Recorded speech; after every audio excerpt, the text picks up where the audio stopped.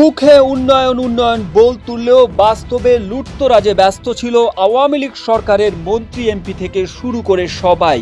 The ministers million শিরোনামে কাতার ভিত্তিক সংবাদ মাধ্যম আল জাজিরার অনুসন্ধানে এবার বেরিয়ে আসলো সাবেক ভূমিমন্ত্রী সাইফুজ্জামান চৌধুরীর চমকে ওঠার মতো সম্পদের তথ্য।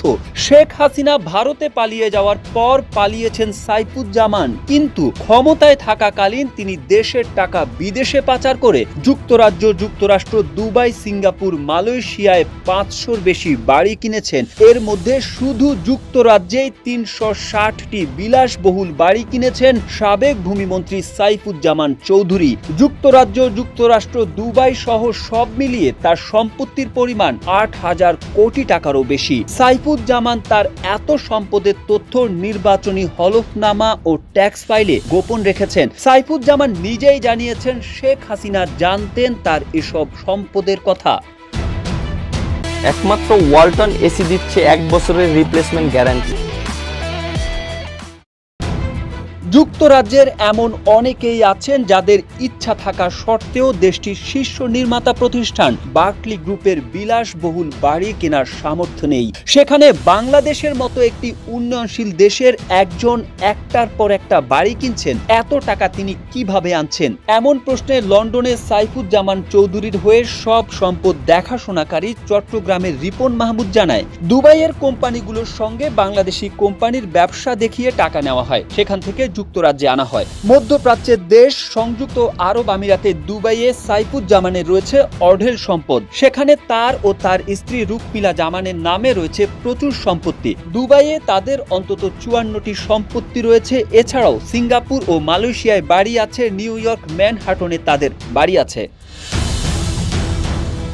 শুধু কি বাড়ি, অবৈধ পথে দেশের টাকা বিদেশে নিয়ে সাইফুজ্জামান করেছেন বিলাসী জীবনযাপন। গর্ব করে নিজের জুতার বর্ণনা দিতে গিয়ে তিনি বলেন, এটা টেইলর মেডের জুতা, হেরডসীয় কাস্টম মেড জুতার অর্ডার দিয়েছি, এটি তৈরি হতে 4 মাস সময় লাগে। এগুলো উট পাখি ও কুমিরের বুকের চামড়া দিয়ে তৈরি জুতা।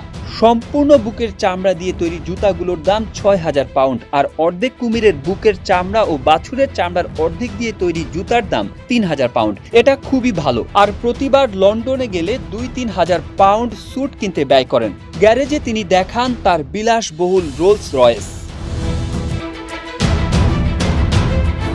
সাবেক ভূমিমন্ত্রীর বিদেশে এত বাড়ির বিষয়ে দ্য মিনিস্টার্স মিলিয়ন্স প্রতিবেদনটি প্রকাশের আগে গত বছর একটি বাংলাদেশি গণমাধ্যমে প্রতিবেদন করা হয়েছিল। সেই প্রতিবেদন প্রকাশের পরে সাইফুজ্জামান টাকা পাচার এবং বাড়ি কেনা তো কমাননি, বরঞ্চ বাড়িয়েছেন। কারণ 2023 সালের সেই প্রতিবেদনে বলা হয়েছিল যুক্তরাজ্যে তার বাড়ি 260টি, আর দ্য মিনিস্টার্স মিলিয়ন্সে বলা হয় তার বাড়ি 360টি। অর্থাৎ 1 বছরে তিনি 100টি বাড়ি কিনেছেন। ছাত্র জনতার গণ অভ্যুত্থানের পর বিদেশে পাচারকারী সাইফুজ্জামানকে একটি ফোন কলে বিদ্রূপের হাসি হেসে বলতে শোনা যায়, কোথায় আপনি এখন?